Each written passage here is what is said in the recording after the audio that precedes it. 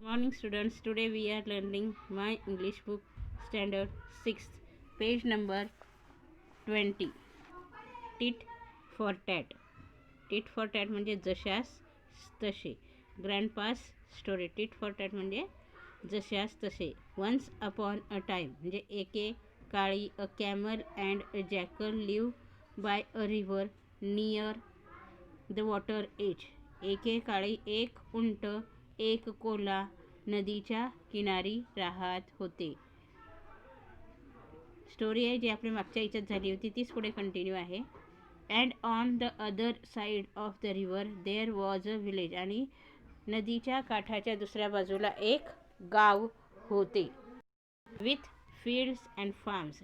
शेती आणि शेतमळे होते.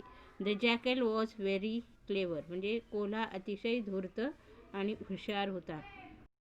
To play a trick on his friend. त्याने विचार केला की त्याची मित्रावरती आपण एक युक्ती वापरायची आहे. कोणती? The camel who was happily munching away his food. आणि जो आनंदाने त्याचं खाद्य हे खात होता.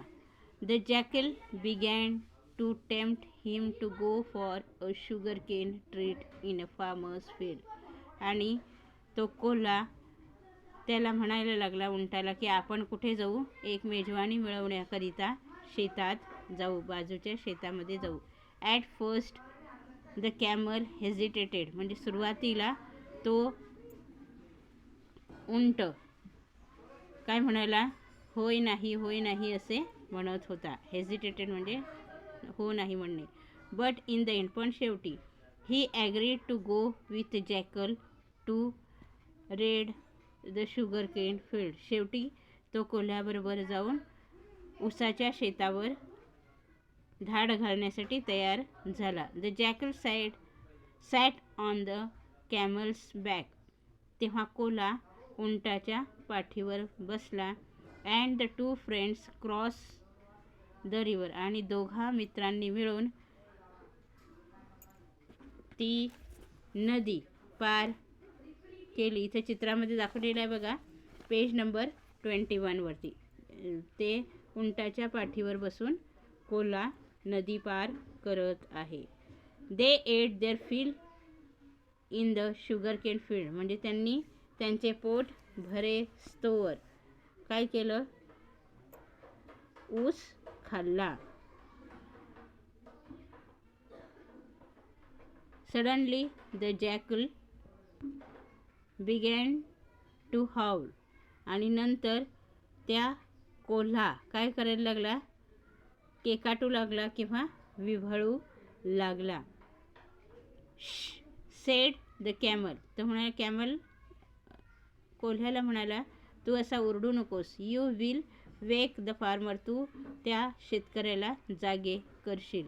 But the jackal went on howling. आणि पण त्याने त्याचे म्हणणे ऐकलेच नाही खोडसाळ कोल्ह्याने. आणि तो सतत तसाच केकाटतच राहिला म्हणजे ओरडतच राहिला. Sure enough the farmer and his helpers came running to the field. शेतकरी आणि त्यांचे मदत करणारे असे सगळे शेतामध्ये पळत आले. The naughty jackal slip away. त्या खोडकर कोल्हा हा निसटून गेला. स्लिप अवे म्हणजे निसटून गेला. बट द पुअर कॅमल पण तो उंट शेतकरी तावडीत सापडला. कॅमल कुड नॉट डू सो. पण तो उंट त्या शेतकऱ्यांच्या तावडीतून सुटू शकला नाही. The farmer beat him up and drove him away. आणि त्यांनी त्या उंटाला बीट म्हणजे खूप मारलं आणि त्याला हाकलून दिलं. The jackal was waiting for the camel at the river side. कोल्हा हा उंटाची नदीच्या बाजूला वाटच पाहत होता. ही सेड, सॉरी ब्रदर, माफ कर भावा मला. But I am in the habit of singing after a good dinner.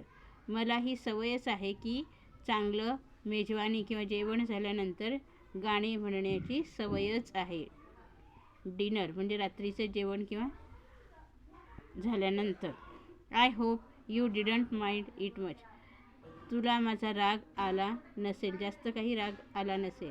The camel didn't say anything. पण तो उंट काहीच म्हणाला नाही. He let the jackal sit on his back and entered the river. आणि तो त्या उंटाच्या पाठीवर बसला आणि नदी पार करायला लागला. Near the middle of the river. आणि जेव्हा नदीचा मध्य आला तेव्हा the water was very deep. जिथे नदी अत्यंत खोल होती. डीप म्हणजे खोल. There the camel began to take a deep in the river. तेव्हा त्याने काय केलं, सुरुवात त्या नदीमध्ये मध्यात गेल्यानंतर काय करायला लागलं, तिथं बुडी मारायला सुरुवात केली.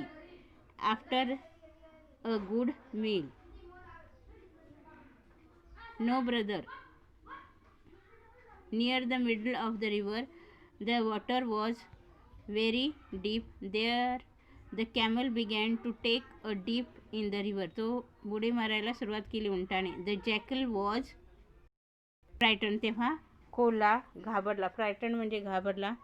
What are you doing? त्याला म्हणाला, कोल्हा उंटाला म्हणाला, तू काय करत आहेस? You silly fellow. मूर्ख उंट, तू काय करत आहेस? Are you trying to drown me. तू मला बुडवतोयस का?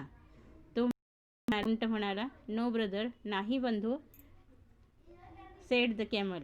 It's just that I am in the habit of taking a deep in the river after a good meal. मला सुद्धा सवय आहे की जेवण झाल्यानंतर नदीमध्ये बुडी घ्यायची किंवा डुबकी मारायची. I hope you don't mind.